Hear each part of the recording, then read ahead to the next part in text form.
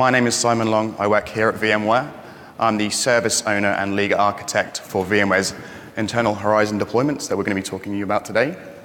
And this is my colleague, Aresh. Hi, good afternoon, everyone. My name is Aresh Sarkari. I work at VMware, and I work for the OneCloud team, and I'm the architect, co-architect for this offering, and I'm modernizing the way desktops and applications are consumed within the company.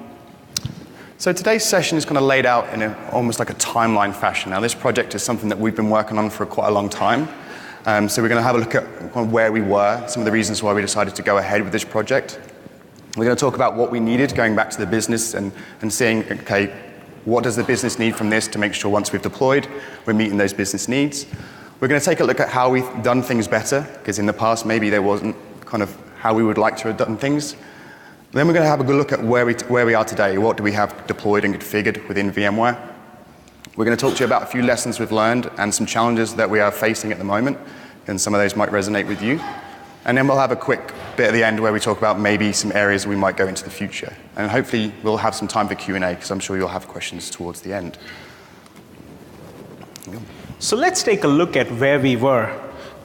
2 years back, when we took over this project, we had around 3 sites which were already in production and was running by a different team. We had 3,500 desktops in the US, 750 desktops in EMEA, and 1,500 desktops in India.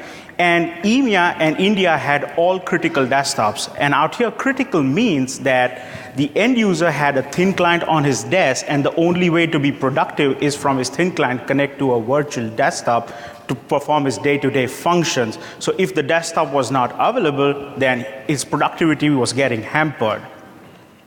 Back then, we had quite a few challenges, which were around poor availability. The hardware which was used for that particular infrastructure was end of life. There were frequent hardware outages off and on, and to replace out of warranty hardware, it used to take long, and people had to be consume and wait for until the hardware was fixed. There was no monitoring available back then. So until and unless an end user or the admins who were operating the environment didn't report any issues, nobody would know that the environment was not functioning. This led to poor end user experience. The software inside the images was out of date. The images were not even optimized. And there were undersized desktops. There were desktops that had 1 CPU, 3 gigs of RAM, 2 CPUs, 3 gigs of RAM, and end users would often complain about performance. So that's where we were 2 years back. Thank you. So before we decided to go off and actually architect something, we thought it would be good for us to go back to the business and say, okay, 5 years on, because that's how long the previous View environment was around for, what do we actually need? So some of the things that we've got requested for, and these are just a high-level overview of what we got requested. As you can imagine, there were a lot, but these are the main ones we looked at. VMware on VMware. This is something you've probably heard of a lot this week and maybe in previous VMworlds. Trying to use VMware's products where we can, dog fooding as much as possible. One of the products that we wanted to dog food was VMware Cloud Foundation. So one of the requirements we had was we must use Dell servers that are part of the HCL for VMware Cloud Foundation. And when we used VMware Cloud Foundation, it was very, very early days. If we were not to use VMware Cloud Foundation, because it all depended on how well the product was being developed at the time of deployment, we still had to use the whole SDDC stack using the HCI design. So vSphere, vSAN, NSX must be used within our deployment. Another requirement from the business was what we called shared responsibilities. Now, and I'm going to cover this very shortly, but for me, this is kind of the largest and the most important business requirement that we got from the business. So I'm going to cover that in its own separate slide.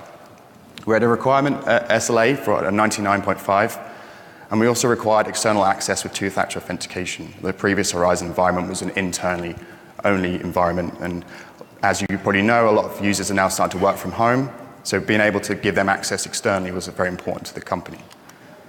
Some technical requirements which we got from the corporate IT team. 2 different virtual desktop sizes were requested. The capacity-wise in India, 1,500 users. EMEA was 1,000 users. US, 2,000 users. And this is concurrent users, not entitled users. OST file must be available for a lot of our users have large mailboxes. Users should be able to install their own applications should they require it, so we needed to find a way of being able to support those. And user data must be backed up for 30 days. Again, this is a business requirement, but from the technical perspective. So we had a bit of a better idea of how to do things. So now we want to look at, okay, some of the ways we've done things in the past may not have been the right way of doing things. As I mentioned, shared responsibilities was a very important part of this. The previous View environment that was around for 5 years was run by a very small team in the corporate IT department.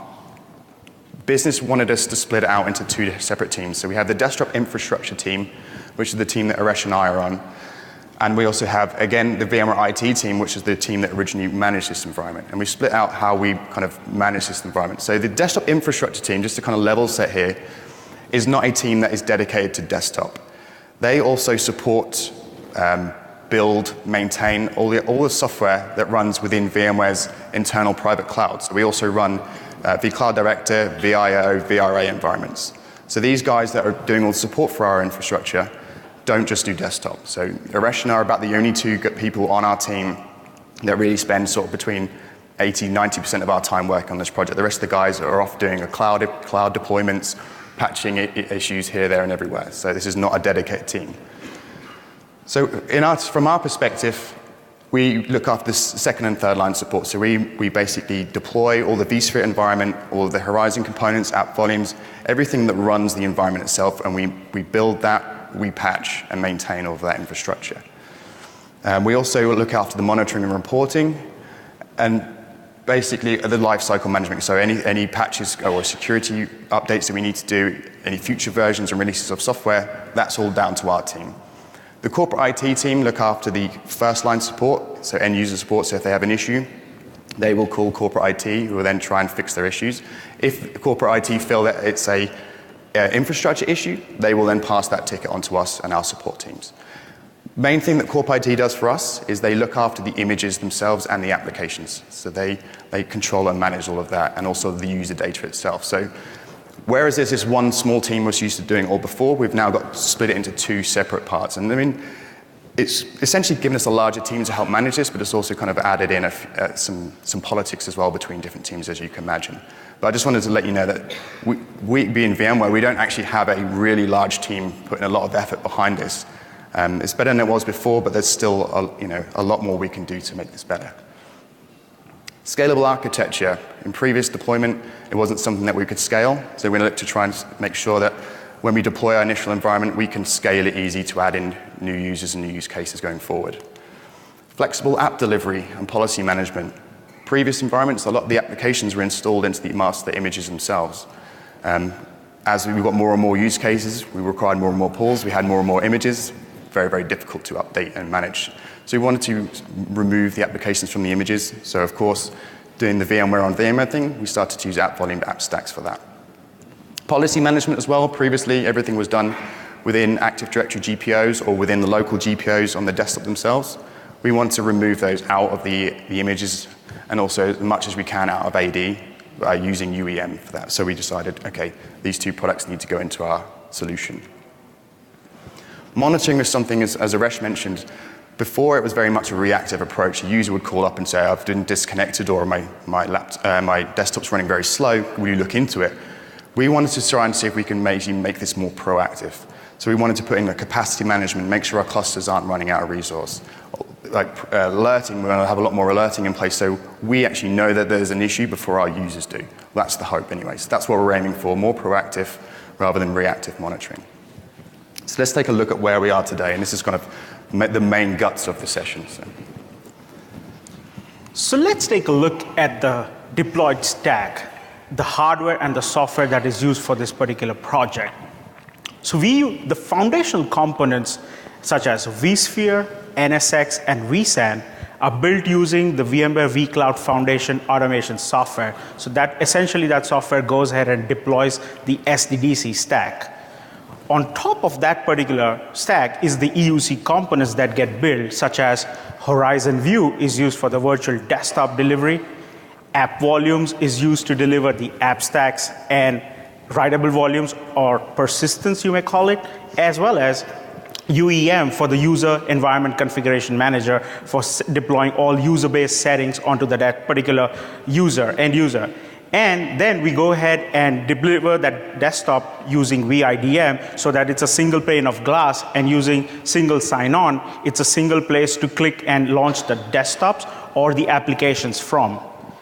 For the centralized syslogging, we use vRealize login site, where all the servers from the management as well as resource blocks are getting centralized stored so that easy for troubleshooting going forward. And from a monitoring and alerting standpoint, we go ahead and use vRealize Operations Manager. On the hardware side, we are using Dell R630 hyperconverged boxes. We also use the F5 virtual appliances, LTM and APM for load balancing, as well as the PC or IP proxy. For the switches, the top of the rack and the spine switches, we're using Cisco as the hardware, the Cisco switches. McAfee is the choice of antivirus for the management VMs as well as the desktop VMs, and we are not yet doing agentless. And from the services standpoint, for doing the ticketing, knowledge management, and all the other ITIL processes, we use ServiceNow.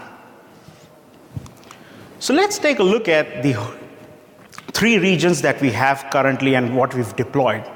So back in FY 2016, we deployed our very first site in India for 1,500 desktops. Then in Q3 and Q4 of 2016, we managed to deploy EMEA, which is for 1,500 desktops, and US, which was 1,750 desktops for production, and there were 251 desktops. And we'll take a look in the coming slides what the one desk environment is all about. And when you see these 3 regions, what it essentially means is people from the nearby region, like example would be in India, the data center is hosted in India. However, we have people from Singapore, Southeast Asian countries, all connecting to that particular data center to get a desktop. Now, let's take a look into the Horizon pod design. A Horizon pod design is essentially consists of 2 components, mainly the management block and the resource block. Management block is where all your management VMs are residing and hosted from, and the resource block is essentially where your desktops are running in. As I said, we go ahead and use VMware vCloud Foundation as the automation software to go ahead and deploy the stack. So quite essentially what it does, it stands up the management block first. What it does, it stands up a small management cluster of 4 hosts. The first thing that we do to that host is add an additional host to that cluster, because we have a requirement of providing failures to tolerate is equal to 2, so that we provide higher resiliency and redundancy to the management VMs. Then it goes ahead and gets the management components installed, such as the management vCenter, the resource vCenter, the platform services controller to do the single sign-on. Then it goes ahead and also deploys the NSX managers and the necessary load balancers. On the EUC side, it then goes ahead and deploys the connection servers. And depending on how many desktops that you have selected, it will deploy the internal and the external connection servers accordingly.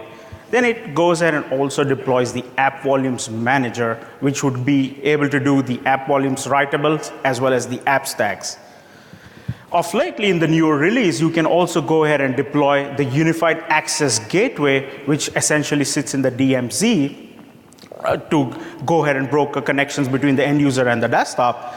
It can be used, is deployed within the management stack. Then it also creates the additional management components, such as the SQL server for running the database and a DHCP server to give IP addresses to the desktop. Can we take the questions later? Thanks. So the resource block is the next component which gets created after the management block. And in the resource block, we essentially have 2 options. One is the reservation workflow option. The reservation workflow option is nothing but an option to select the number of ESXi hosts or park the amount of ESXi hosts for that amount of desktops that you mentioned in the workflow. So it doesn't go ahead and deploy desktop pools. All it does, it reserves the capacity to run that many amount of desktops. The next option is the deploy desktop option within that workflow. That essentially goes ahead and asks you within the workflow that please provide me with the Windows 10 image, and it would go ahead and essentially create a desktop pool as well as deploy the Windows 10 image. And after the wizard is done, you can go ahead and log into the desktop. And from our internal standpoint, we are essentially using the reservation workflow. And the reason for using the reservation workflow, because our business and technical requirements are around creating multiple desktop pools. And that's the reason we use the reservation workflow internally. Let's take a look at how the solution is in terms of scalability. So in terms of scalability, we have quite a few options. If we had to increase the scale by, say, 100 desktops, all we could do to the existing cluster is just add the additional 2 hosts. So the example out here is if it's 100 desktops, it would add in the additional 2 hosts to the same cluster, and using the VCF wizard, we can go ahead and it would do the imaging and keep the host ready to add that additional capacity. We also have the option to create a new VDI workflow for additional capacity. So let's say if you had to add 500 desktops to the environment, all you could do is come back into the VCF wizard and create a new VDI workflow, which would essentially create exactly the same new resource block within the environment. So the solution is pretty scalable, and in terms of, and you can rapidly expand as and when you like. We often get asked that how does your desktop blocks look like, or how is your sizing done? So this essentially gives you an idea of how our sizing is done and what are the desktop blocks or the resource clusters that we run internally. So as I said, we have 3 regions: US, EMEA, and India. In all the 3 regions, we have 2 clusters or 2 resource clusters running. In the US, we have essentially 27 host single cluster, which is running 1,300 gold desktops. And we have another 16 host cluster, which is essentially doing 700 platinum desktops. Then we also have 2 additional clusters in India of 21 hosts each, which are doing 1,000 gold desktops and 500 platinum desktops. The 2 environments, US and India, are running on hybrid vSAN, while the EMEA environment is running on all flash. And across the board, we use the Dell R630 servers. Few have, like 2 environments have 24 cores out there, but the rest, but EMEA has 28 cores in it. So that's how our sizing looks like from a desktop block perspective. So what is the gold and platinum desktop?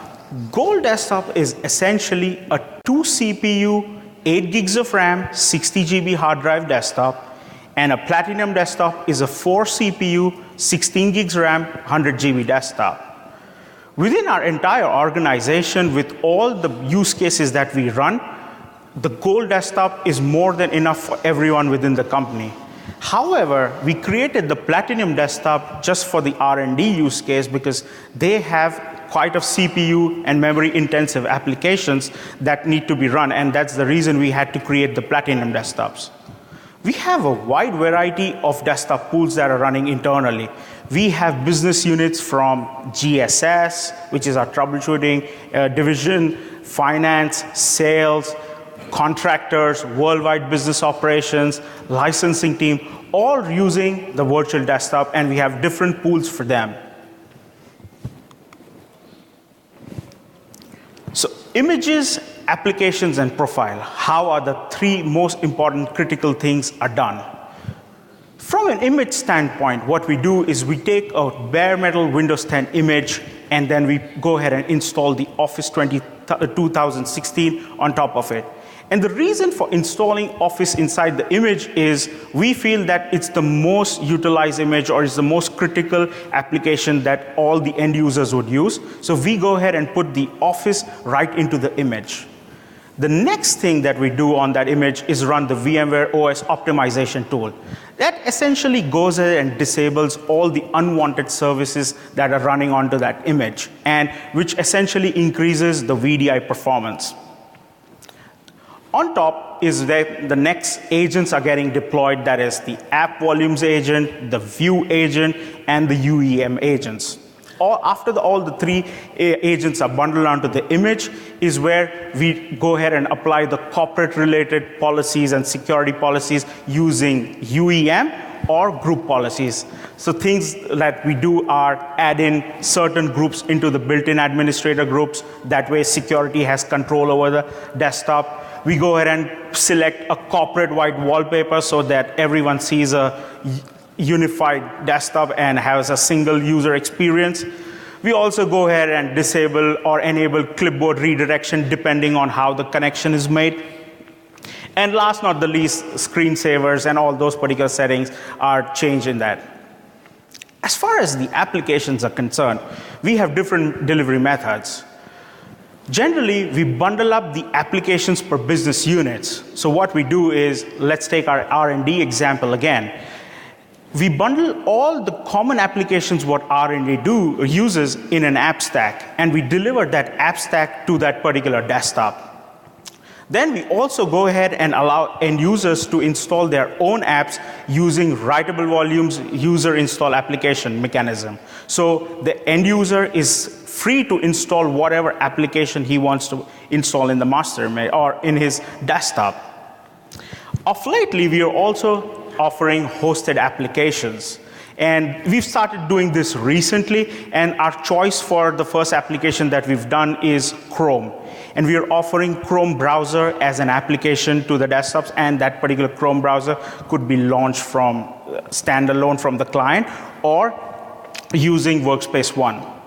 And essentially what it does is people who do not want a desktop and just want a browser to access their SaaS-based, internal SaaS-based applications could just launch the Chrome browser and access all their applications from there. And there's no need of a desktop required in this case.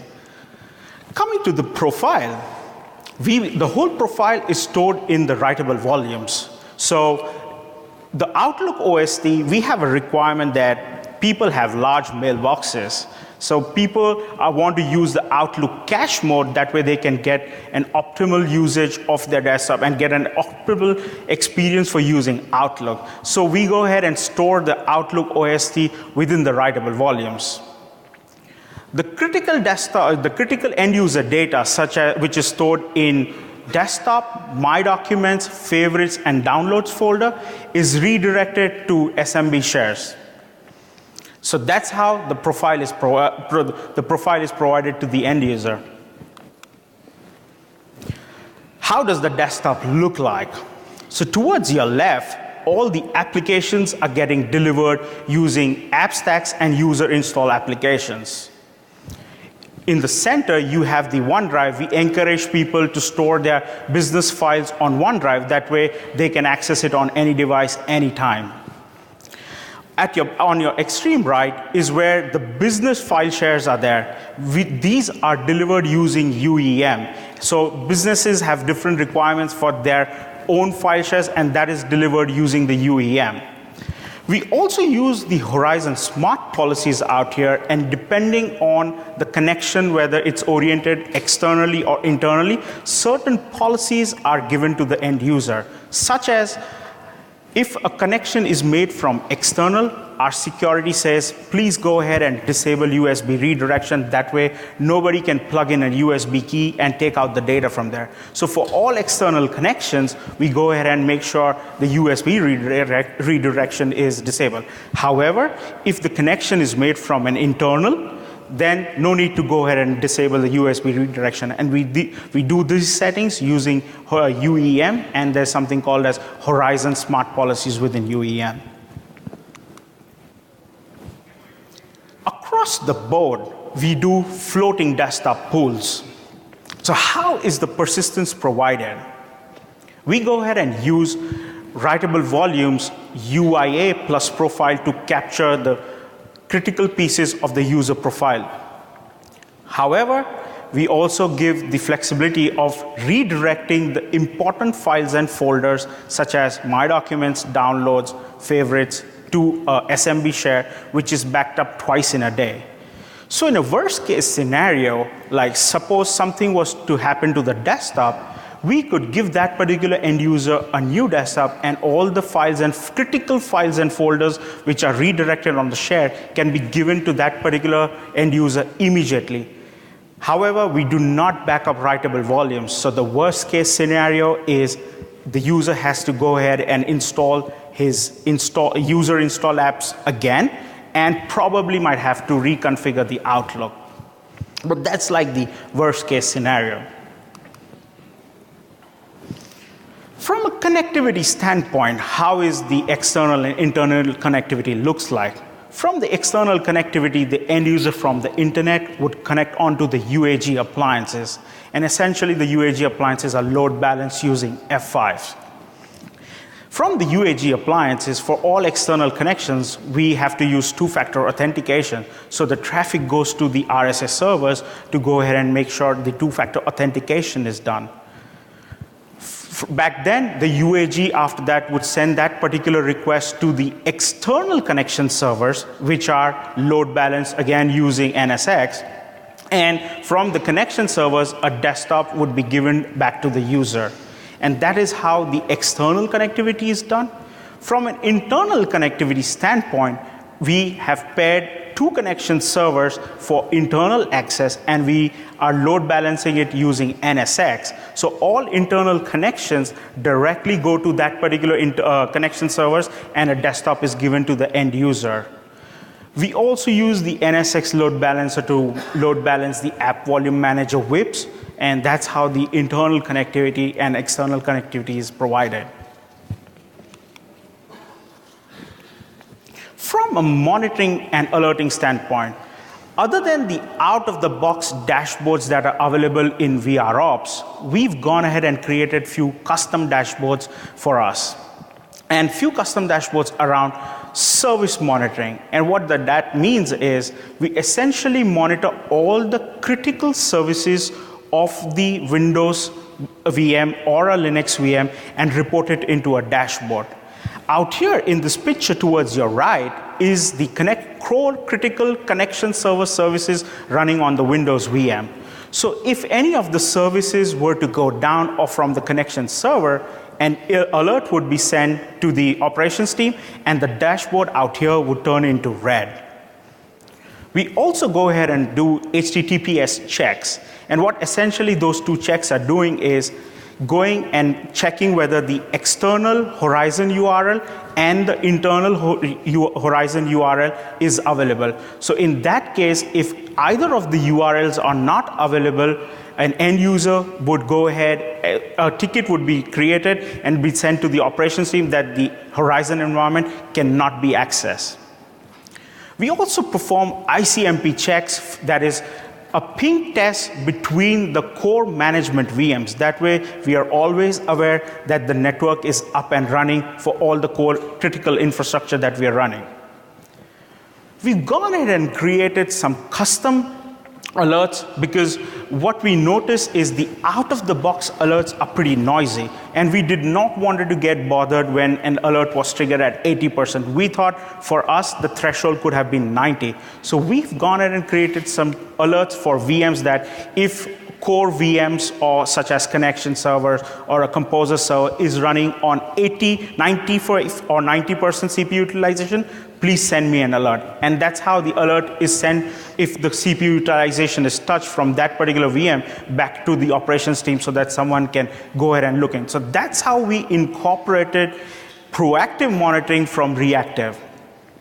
We also use Log Insight for troubleshooting, and Log Insight has been really, really helpful. So let me give you an example. What happened just before coming to VMworld, within our environment, we were having some SAML issues. And while we were troubleshooting those SAML issues with GSS, they asked us, when did you start noticing this issue? And we were like, we observed it yesterday. However, when we went back into the login side and entered that same error string is when we realized that issue had started happening 10 days back. It was only that the intensity was so less 10 days back that we could not observe. And this is like a real picture from our environment. And as you see, the graph is increasing on day by day. And that's how we realized it much later when the intensity was much higher. Log Insight also goes ahead and helps us in doing some alerting as well. So recently, we've gone ahead and monitored the DHCP scope. What it does is it would go ahead and send again an email to the operations team that the DHCP scope utilization has reached 90%. Someone needs to look in and see how are so many IPs, or we need to free up some IPs, or any troubleshooting help that is required to go ahead and further help the team would be needed, and is done through using Log Insight. Thank you, Harish. It's a great overview of what we have deployed within VMware. So throughout this long project, and as Harish mentioned, it's been at least 2 years, we've learned a lot. So we wanted to kind of share you what we've learned, but also to kind of share with you some of the challenges that we are still facing today, right? So VMware also has issues with a lot of these things. So after I've gone through these at a high level, it'd be interesting to see if any of you are experiencing these with your environments as well. So number one, user data and cloud storage. As Harish mentioned, VMware started to use OneDrive. Every user gets a 1 terabyte OneDrive account, or in some cases 5 terabytes. We want to try and use that where possible rather than hosting our own storage.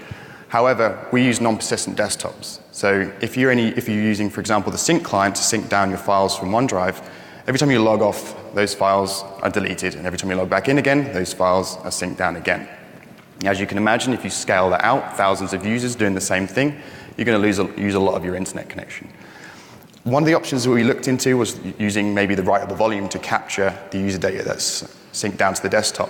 However, we only really can offer writable volumes between 15 and 20 gig. So if a user is using 50% of their 1 terabyte synced down to their writable volume, essentially their writable volume will fill up very, very quickly, and it's and then basically we would have to remove everything from the writable volume. So at the moment, there's no real good way of using cloud storage that we're aware of with OneDrive.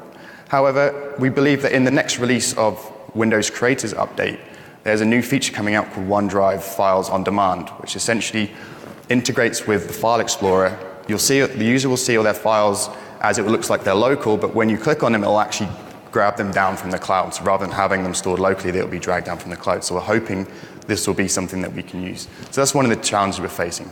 Challenge 2, as Harish mentioned, we use F5 APMs for our external access. For our Workspace ONE instance, we use the SaaS version of this. The SaaS version of Workspace ONE is hosted outside of VMware's internal infrastructure. So if a user who is external is authenticating to the Workspace ONE instance, Workspace ONE is then trying to push them down to their desktop, which is external. They then hit the APM. Now, the APM wants to do authentication. That's its job. So we're having an issue at the moment, whereas Workspace ONE wants to do the authentication. F5 wants to do the authentication, but obviously we want a single sign-on process through the two. So I was actually having a chat with F5 yesterday, and they are working with the Workspace ONE team to actually figure out a fix for this.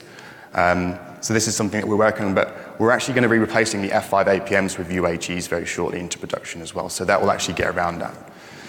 Fixing writable volume issues. So for those of you who have used writable volumes or use writable volumes at the moment, we find it within VMware very difficult to troubleshoot issues with a writable volume. At the moment, our operations team, all they literally do is they delete the writable volume if a user has an issue and recreates one, similar to how you used to do with the old roaming profiles.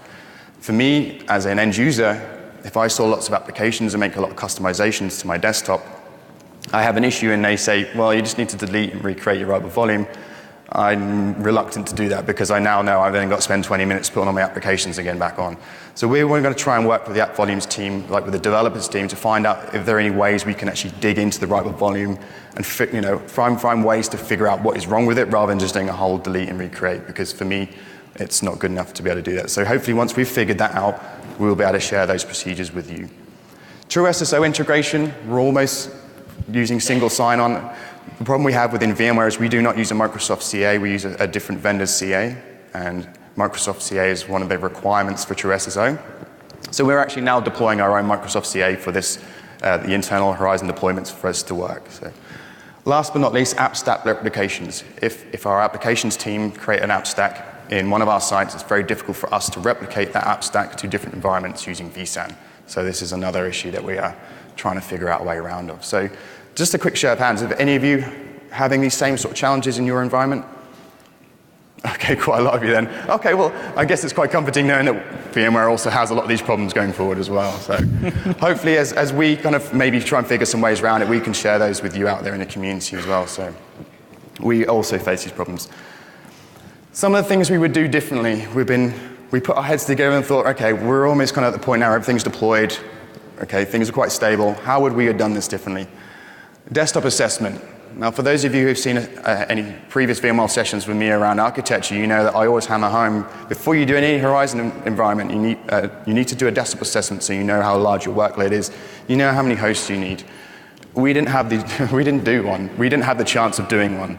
So in retrospect, we would have gone back and done a desktop assessment. I mean, I feel that we've sized our environment a little bit too large, but luckily for VMware, we have room to grow, and we are planning on adding more and more users onto this platform. But if you know you've only got a certain amount of users, you're not going to be growing any bigger than that, a desktop assessment is a great way of making sure you don't oversize your environment or, on the flip side, undersize it for performance. A standardized design across the board. We obviously have 3 environments in 3 different geographical locations.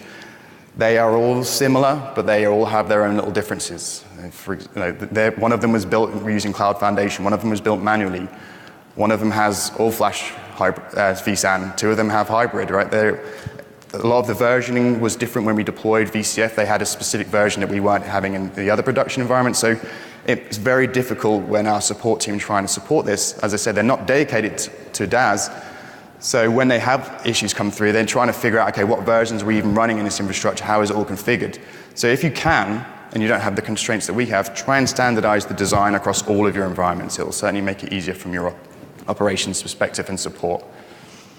Targeted training as well. If you're deploying Horizon App Volumes or UEM into this environment and this is new to your team and to your business, train people who are going to support it. App Volumes is an interesting technology. It's not that easy to understand if you're not familiar with it. So for having people trying to support something that they don't even understand how it functions, it doesn't work very well. So make sure you target the right people and train them up adequately to be able to support these environments. Last but not least, separate production environments from a dogfooding environment. So if you go back to the business requirements we had, the first one was dogfooding, and one of them was also a 99.5 availability requirement for the platform.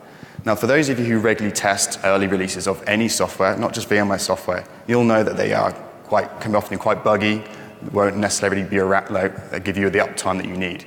And this is what we found. We were trying to do some dogfooding using early versions of software, but then we had the critical users that basically couldn't work when we had issues and we were seeing bugs.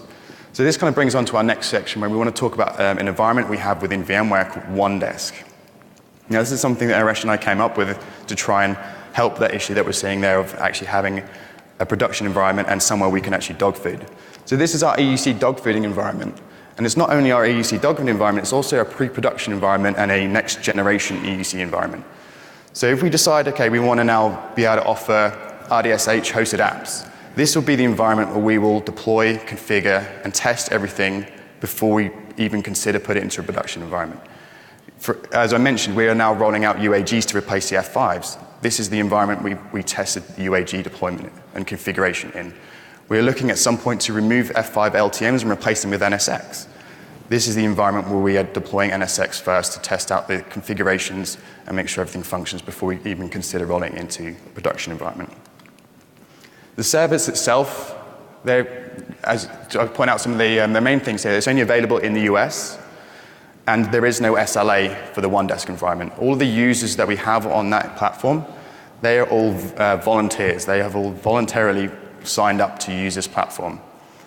So, and luckily they understand that this is a dogfooding environment. We take early releases of Horizon, App Volumes, and UEM.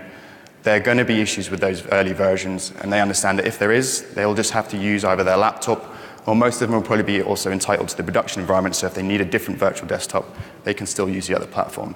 But for us, this is a great way of actually being able to test out early versions of software without having the hassle of having to maybe do an upgrade in a change window or having change freeze processes, which we have in production. It's very simple. We don't really offer any app stacks at the moment. The applications are installed in the image, just Office, very basic. And if they need any additional applications, they can install their own applications, and they're captured using writable volumes. User data, we don't offer any file shares. We recommend that using OneDrive, so any files that they need to store, they have to upload to the files. And as I mentioned before, we're hoping their feature in the Creators Edition will be out soon. We'll be testing it in this environment first to actually see if it's even user-friendly, because we've not seen it before. Just kind of look at the product divergence, so you can see the different version numbers that we're running in the environment. Horizons 7.3, we just got a feature-complete version of that, so we've just deployed that there. As you mentioned, we're using NSX for the load balancing instead of F5s. We're using the unified access gateway instead of the F5 APM. So this is kind of where we really start testing things. And then eventually, once we're happy with it and things are good, and we have some available time to roll this out in production, we will then get that scheduled with the corporate IT team, schedule the changes, and get that rolled up over a weekend. So some of the features that we have enabled with OneDesk, instant clones is where we actually been testing first. Blast Extreme was the first environment where we tested Blast Extreme. As I mentioned, Unified Access Gateway, True SSO, the Skype for Business plugin, I've been using that a lot lately. We use Skype for Business within VMware, and I use my OneDesk desktop every day, so I make all of my calls through my virtual desktop using the Skype for Business plugin, and it works really well. Some of the other things, and as we mentioned, Edge Load Balancer with NSX, and we're also doing some microsegmentation using the distributed firewalls. We have some use cases where our virtual desktops, we try to restrict the communication between them, and we also microsegment between all of our Horizon and App Volume components as well in the management cluster. So loads of different features and things that we are enabling, and as we say, once we're happy with it and the configuration is good, we roll those up into production. So a quick look at where we go from here, kind of looking for future looking. 100% app stacks is something that the corporate IT team are aiming for. They want to be able to reduce the amount of pools they have. They want to be able to reduce the amount of images they have to manage. By going to 100% app stacks, this will help them do that. We want to do deeper integration with UEM. At the moment, UEM integration is quite light. We're not doing a lot of real complex things. We're doing like, smart policies, folder redirections, just kind of kicking the tires. We want a deeper integration with UEM. From a reporting perspective, we want to be able to report on things like SLAs, app utilization, custom desktop reports. We also want to do some ServiceNow integration and maybe even offer a self-service portal. So if a user wants a desktop, they can go to the self-service portal, click on it, and it will go off and automatically entitle them to a desktop, and then they'll be able to log in. So some cool things there we want to do with what we already have right now. Also, we want to do a federated Horizon environment, giving us a single URL for all of our users wherever they are in the world, using the CloudPod architecture feature. So if our user in India connects in, if the site goes down for some reason, all they need to do is just connect back in again, and they'll be redirected to one of the 2 remaining sites. So that's just something that we'll be doing in the second half of this year. Linux desktops, all of our R&D users, all the developers pretty much use Linux across the board. We want to be able to manage their Linux desktops within our Horizon environment. So this is something that we've started testing with some of the R&D teams in Bangalore. So this is what we're going to try and be expanding out to. Hosted applications as well is something that we're very interested in. We've actually just had a requirement from the business last week to offer Visio and Project as hosted applications that we can present to the user using Workspace ONE. We don't, a lot of our users will have to log into a desktop to be able to get to an application. So all our Mac users, they either have to use a Fusion VM or connect to a virtual desktop if they want to get to something like Visio. It seems kind of pointless if we can just present the application to them. So hosted applications is something we'll be looking at and expanding as we go forward. And any device as well. So if you're on an iPad, you can still use video if you really want to do that. So there's a lot of information there, and I'm sure you guys have a lot of questions. So we've got about 15 minutes of questions. So just before we go into questions, Aresh and I have got a session 30 minutes after this session. So we're not going to be able to stay around for questions. We've got to literally run to the Luxor after this. So we've got plenty of time for questions, and we've got a microphone at the front here. So if you have any questions, please come up and ask away, and we'll answer what we can. So.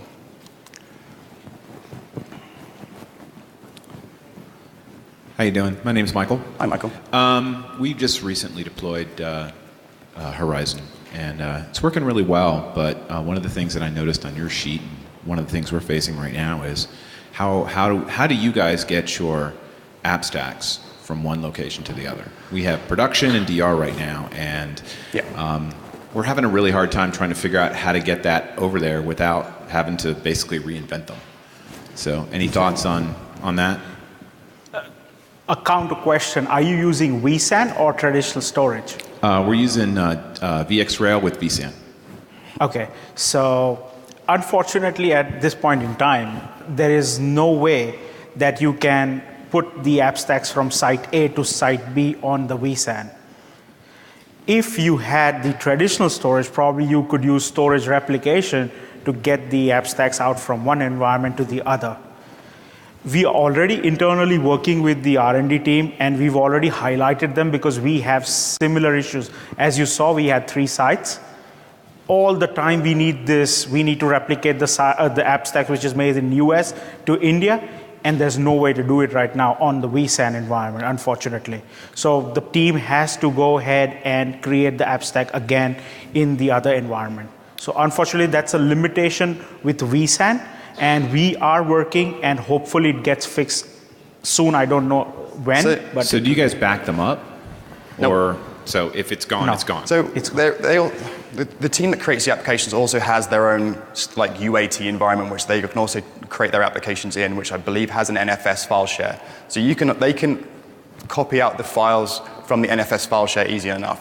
What we see some customers doing is actually having an NFS file share between all the environments that they can actually use as like a non-reliable storage, that then the app volumes itself can actually do the replication between it. But if you just have vSAN only, and you do not have a way of doing an NFS file share, there is no really easy way of other than connecting it to a virtual machine and trying to export it out and then copying it back in again. So, yeah. And then the only other thing I was curious, because we use the writable volumes for OST files, and that's been working really great. But the problem we're running into, and I'm getting a lot of grief from our management guys, is search. How do you deal with search? There is a way around. There is some registry settings that we also have implemented that, because search is something crucial for the sales and finance team to do. And we understand because they have a large mailbox size. There is some workaround with the registry available. I think you can hit us probably on an email, and because your use case is very interesting, and we would like to go back to the product management team as well with your use case that you also have the same problem. And that's what we want, like, if there are many voices with the same problem, it would get implemented fast. So if you have a card or something, bring it up at the end, and we'll make sure we give you that. Awesome. We'll let you know what that's. And I would share that particular registry flips that are there around the indexing. We've had mixed success in virtualizing applications, abysmal with thin apps, and then we've just embarked on app volumes. And do you have any words of wisdom on what percentage success in virtualizing apps we can expect with app volumes, and what should we avoid? So, as you saw, and as I said, Office, we feel it's the mostly used application. If we wanted, we could have made an app stack out of it as well. But we decided to go the other way around. We wanted it to bake it into the image so that it's hard-coded. We don't see any issues. We don't want support tickets, at least on all of that. So we've put it into an image. So I would say, depending on how testing goes for you, because app to app, custom apps, known apps, they work differently in that environment. I would say you have to validate it yourself within your environment and then make a call, because we had a goal in which Simon said 100% app stack. That could technically not be even possible, because certain apps would not work if they're in the app stack, and they might have to go into the base image. Yeah, But do you have a benchmark percentage on what we should expect?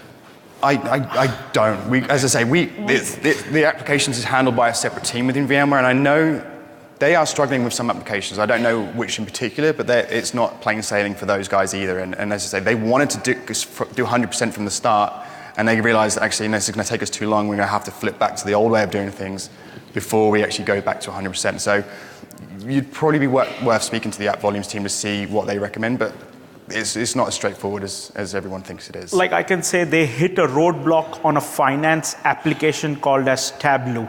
Tableau, yeah. So they were trying to create an app stack of Tableau, and supposedly it needs a MAC address or something like that, and that's the reason they could not app stack it. Yeah, so that's why I said it's a very relative thing to say whether you can do all 100% app stack or not. It would depend whether the application is compatible or not, unfortunately. Yeah. Hi, two questions. The first one I saw in one of the slides, maybe I misread it, you showed a pool of about 1,300 Yep. VMs, but it looks like the stack to support it was 27 servers. 27 hosts. And that seems like I'm sort of surprised that you would need so many servers to support that number of desktops. I was wondering why you needed so many. So going back to the whole desktop assessment lessons learned thing, we oversized, basically. We were requested more resource than we needed. We originally sized for 50 virtual machines at a gold size per host. We would probably imagine now, looking at what the data we have, we could probably get at least 75. So those clusters are larger than they need to be. However, we've got room for growth, and we know we'll be growing. We're going to be doing a lot more hosted applications, and we're adding on different business units within the company to make that adding on. So our clusters are larger than they need to be, for sure. The other question was, I saw you referenced that you have load balanced the app volume server, and I was hoping you could kind of explain what your process is for that, because when I was I'm trying to do the same thing, but I know it looks like there's no real built-in way to load balance them internally because they each have their own SQL database.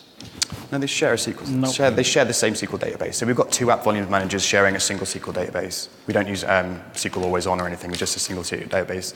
And we basically, when we first deployed it, because we use F5 at the moment in production, there was an F5 document out there written by F5 and the guy from the app volumes team that actually told us the configuration that we needed to follow through. And since deploying that, it's absolutely been no problem at all. We've not had any issues. So you basically just point them both to the same SQL server then? Well, the app volumes managers get point to the same SQL server, but the load balancer itself is load balancing the connections to the app volumes managers. So if we lose an app volume manager, the other one will still continue to work because it's pointing to the same SQL server, but the connections will still go to the other one. Thank you. Yeah. So the configuration is central, and the app volume manager load balance the incoming connection amongst the managers. Backend is just centralized, so the SQL is one. Yeah, one SQL to however many app volume managers you have per site. Yeah, and that's where the configuration is. Thank you. All right, I have what was hopefully just a quick question for you. What speed processors are you using, on average? Or what is the minimum you would recommend for speed? Processor, you said? Yeah, Yeah, the physical processors in your servers. I don't know if there's a minimum that I would recommend. I mean, the recommended in white papers is around 250 megahertz. no, that's like for the vCPU. You're vCPU. talking physical or you're talking virtual vCPU? The physical speed of the processors in your ESXi hosts. So I would say anything over 2 gigahertz. Okay. But it will depend on your use case, right? So it depends on what the applications you're running within the virtual desktops, because some applications may be CPU intensive, in which case you may need that additional. Going back to the desktop assessment part, when you're looking to virtualize your applications, you can actually run an assessment that will show you how much CPU is required for those applications to run, and then it'll give you an idea of, okay, we're going to need a lot more CPU power there. And it'll depend as well in the application as if it's multi-threaded or single-threaded as well. Okay, thank you. Thanks. Hi. So do your users always log into the same data center no matter where, if they're traveling? So like if you always log into Europe even though you're in the US? So yes, at the moment they're only entitled to one site. Okay, and then going forward when you did, you were talking about wanting to do a federated site so you'd have one URL. If you're still using the writable volumes at that point, how are you going to deal with the fact that your writable volume is in a data center you're not logging into? So when we use CloudPod architecture, that will be used for disaster only. That won't be used for, okay, I'm in the US, I'm normally in the US. When I go to India, I'm going to be logging into the India one. It would literally be, if I'm in the US and I access my US and that goes down, I will then be redirected to one of the 2 remaining sites. It won't be a case of I will go to the nearest data center if everything's running fine. So and in the event of a disaster, we don't feel that having user-installed applications and their OST file is something that we need to worry about right now. Ideally, we would like a good solution so we can do that, but as you probably already looked into it, there's no easy, or there may actually is no official way of being able to replicate writable volumes and app stacks as it is at the moment. So yeah, it's just a disaster recovery solution for us. All right, thank you. So since there is no way to replicate app stacks over vSAN, what about replication between vSAN and traditional storage? So we're going to have two sites. One is going to be running vSAN, one on traditional. I think you can go from traditional to vSAN. You can't go vSAN to traditional, I think. Okay. And we'll need to have app volumes installed on both sides for that or not? Yes. Yes. So if there are two sites, you need App Volumes Manager. So what typically people also do is use SQL always on, so that way they can provide more availability on the database and the database still remains centralized and have two App Volumes Manager on both the sides. But as you just said, I'm not sure whether using SRM you could replicate, because vSAN is object-based storage and traditional storage is block-based storage. So unfortunately, a combination, you can't take out anything out of vSAN unless and until it's not a VM. And writable volumes and app stacks are not VMs. They are individual configuration and VMDK files. So I doubt that is going to happen. That's not possible. Okay, so if that's the case, is there a need to worry about always on SQL or two SQL databases for two completely independent? It depends on your use case. Okay. Like if you have the capability to expand it, because to even do SQL always on, you would need some centralized storage between two sites. And if you don't have that, then going individual is the way. If you don't, if you cannot present that storage. It'll depend where your across. data centers are as well, like how far they are apart and whether you want to, I mean, at the moment, we have app volumes instances in every three environment. We don't have one app volumes environment across all three. Each one is individual. And in each site, you're going to have two app volume managers going to, well, three different VIPs, basically. Yes. Yes.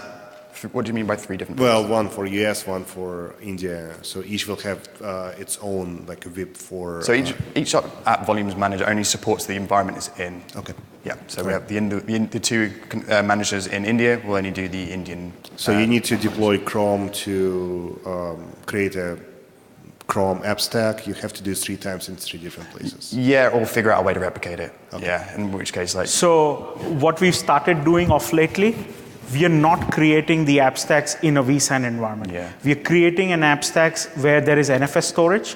So that person just creates the app stacks, puts all the files on the NFS storage, and then you can import anything into the vSAN using the import function. Going so into that's how we're vSAN doing is fine. vSAN. It's coming out of vSAN. Okay. So basically, if you have a server under your desk that you want to be able to create your app stacks on, make it like an NFS file share, and then you can then import from that single place. And it almost makes sense to do it that way, because then you're not creating your app stacks on a production environment. So that's the way we're doing it at the moment. Right. So, we're not creating thrice, at least. So, Okay, thank you. we've got 2 minutes, guys. So.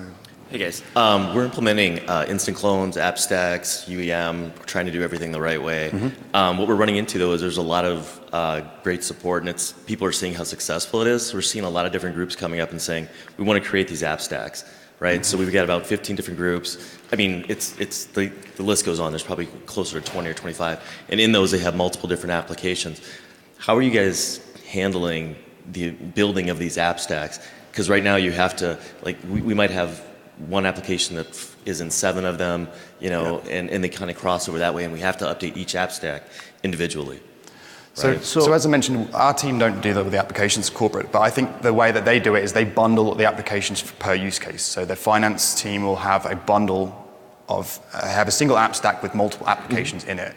But then, as you say, you might then have one application that is in multiple different bundles. Yeah, and it starts to get a little untenable, you know, when you start getting that. So I know that I heard the next version of App Volumes is you're going to allow being able to strip out individual ones. Is that correct? And maybe kind of apply those? Yeah, that's on the product roadmap. We don't know when it would. We can't answer that one. I'm not sure. I can't answer that. Because otherwise, I can't imagine it's going to be even tenable to do. You're right. Absolutely right. Okay. Yeah, and just because VMware does it the way our team does it the way, it doesn't mean it's the best way of doing things. Right. So that's what they're doing right now, and we're going to We're trying to. This is not easy, right? This is all new technology, so Right. we're being honest. Hi guys, I got a quick question. Do you doing any 3D graphics? No, none. We don't have a use case for it. Don't have a So, use case for it no. yet? No, No use we, case. we're a developer house. We don't really have anything that's graphical, really. Yeah. So You're running Windows 10, right? we're Yes. running pretty much 90% Across the Windows 10. board. Yeah.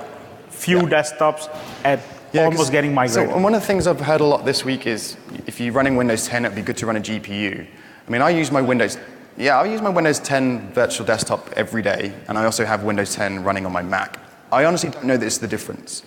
I'm sure if you did a side-by-side comparison, I might, but I personally don't see the need for a GPU in our use cases, and no one's ever come to us and said, I'm not getting the graphic performance out of my Windows 10 desktop. So I know NVIDIA probably won't like me saying this, my recommendation is to you is to test it out.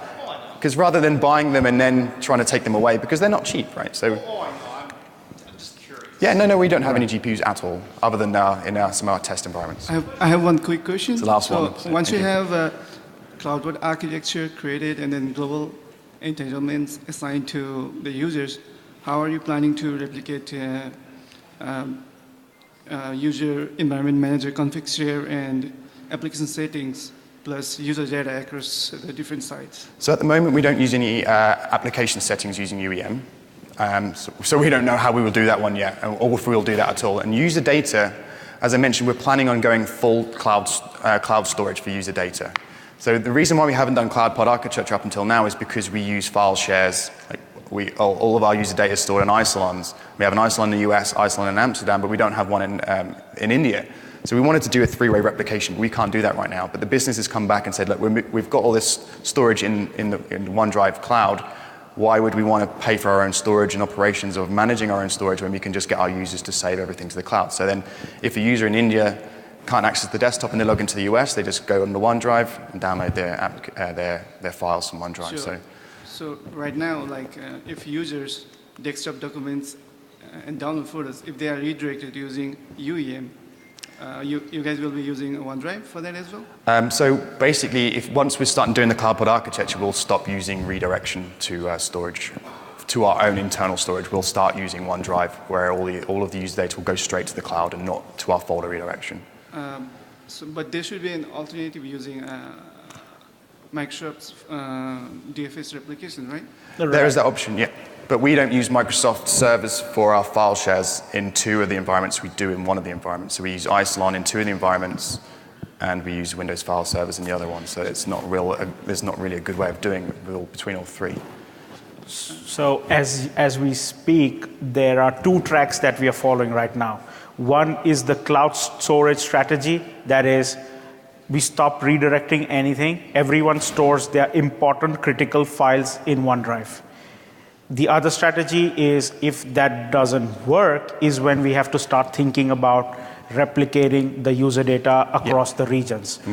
Right now, that's the thing we are following, that we'll try it out first. If it fails, is when we would go back and see how we want to replicate the data. Yeah. So in our case, what we'd have to do is probably deploy another Isilon storage array into the third environment and actually have replication going between all three. So it's a lot more complex and a lot more difficult to do than just telling a user to just stick it in the cloud and let Microsoft deal with it, right? So, because we also, if we manage our own file shares, we also have to back up all of our user data.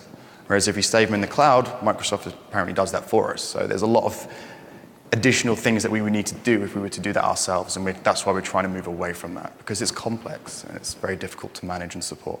And for the federated name, you guys will be using DFS namespace or something?